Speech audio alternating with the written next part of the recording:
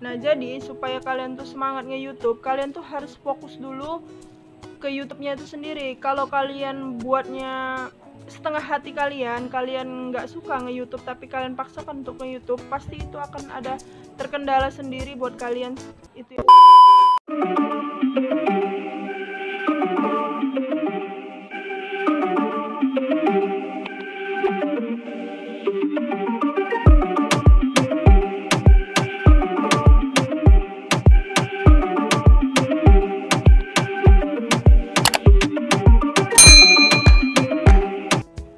Ada pertanyaan dari Prasojo Teguh, YouTuber favoritnya siapa kak?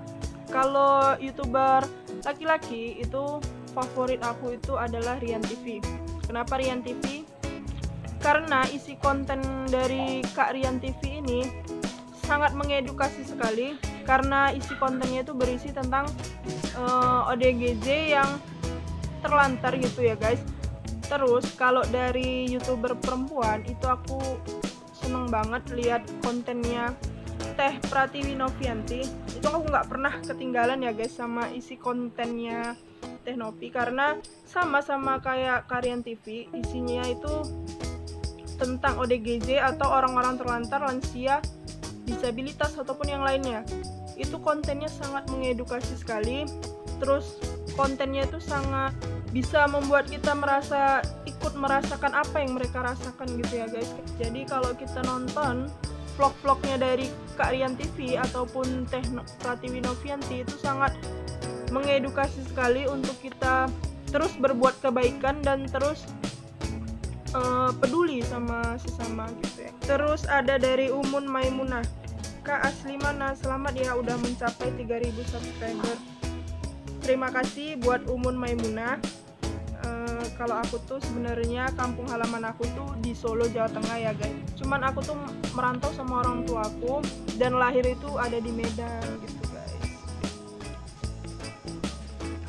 Terus ada dari Ida Shalala, alasan kakak mau bikin YouTube apa?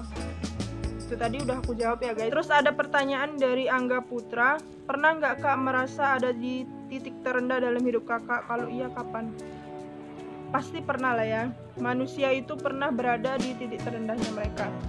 Jadi titik terendah aku tuh saat aku tuh semester 5.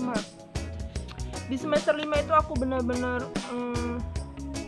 galau gitu ya guys, bisa dibilang, karena di semester itu tuh bener-bener kayak ujian terbesar kita dalam menjalani perkuliahan gitu guys. Menurut aku merasa kayak aku tuh salah mengambil jurusan.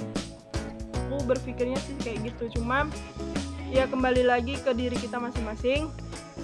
Kalau kita udah mengambil keputusan untuk kuliah, itu mau nggak mau kita harus terusin apapun resikonya, sekalipun itu menurut kalian tuh salah jurusan. Jadi titik terendah aku tuh ya pas kuliah, aku tuh di semester 5 guys. Tapi sekarang alhamdulillah aku udah di semester 7, aku menganggap semua itu ya udah dijalani aja, udah ngalir gitu aja.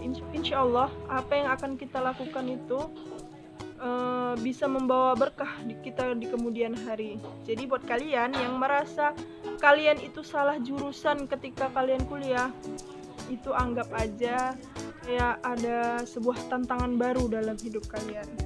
Itu ya guys.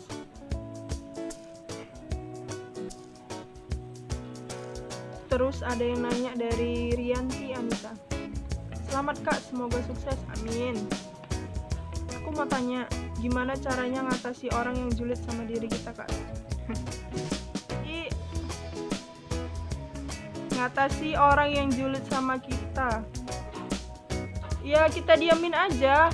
Orang julid sama kita ya sebenarnya sih sakit, pasti sakit hati banget dijulitin sama orang. Tapi mau kayak mana lagi ya, semua orang itu pemikirannya itu beda-beda.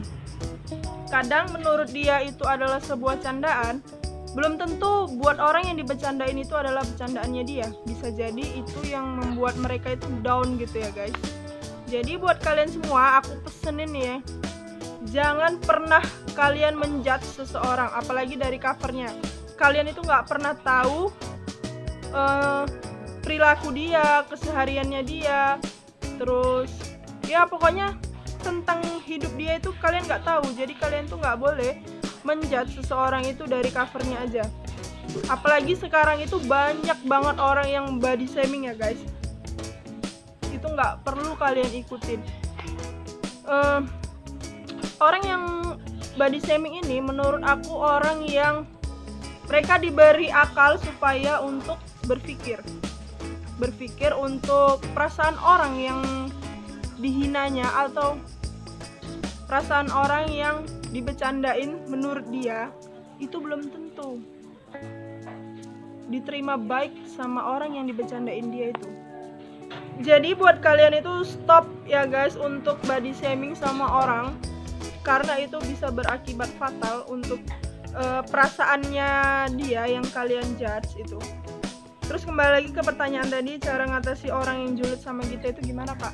Ya udah kita diamin aja, semoga Allah membukakan pintu hidayahnya dia supaya enggak julid lagi sama orang gitu ya guys. Jadi kita tuh kayak pasrah aja, serahin aja sama Allah apa yang terjadi. Suatu saat dia akan dibalas sama orang, karena hukum karma itu berlaku guys. Kalian jangan pernah main-main sama ucapan kalian. Ucapan itu adalah doa, dan karma itu pasti datang. Oke, yang terakhir dari Putra Tanjung, selamat kak atas tercapainya 3000 subscriber. Terima kasih banyak buat Putra Tanjung. Aku mau tanya, apa sih arti orang tua buat kakak? Jadi orang tua itu segalanya bagi aku. Tempat curahan isi hati aku tuh selalu curhat sama orang tua aku apapun yang terjadi, termasuk kadang orang-orang yang pernah ngejulitin aku juga sering cerita sama orang tuaku. Orang yang menyayangi aku juga sering cerita sama orang tuaku, ya walaupun gak semuanya harus aku ceritain, karena sebenarnya aku tuh orangnya tertutup banget. Nggak semuanya itu bisa aku ceritain sama orang-orang banyak, bahkan sama temen aku sendiri aku tuh nggak pernah cerita. Di masa sekarang ini, sebelum aku lebih dewasa lagi, aku ingin aku tuh selalu sama keluarga aku tuh selalu ada waktu sama keluarga aku. Pokoknya aku tuh selalu ngajak mereka itu untuk selalu family time gitu. Jadi jika suatu saat momen itu nggak bisa terulang, kita udah bisa menyimpannya di pikiran kita, di hati kita. Jadi buat kalian yang punya orang tua, sayangi orang tua kalian. Kalau yang nggak punya, doakan mereka. Oke guys, terima kasih tonton video aku. Maaf aku upload videonya itu lama karena memang ada beberapa kesibukan. Buat kalian jangan lupa untuk di like, comment, share, and subscribe ya guys. See you next video. Wassalamualaikum warahmatullahi wabarakatuh.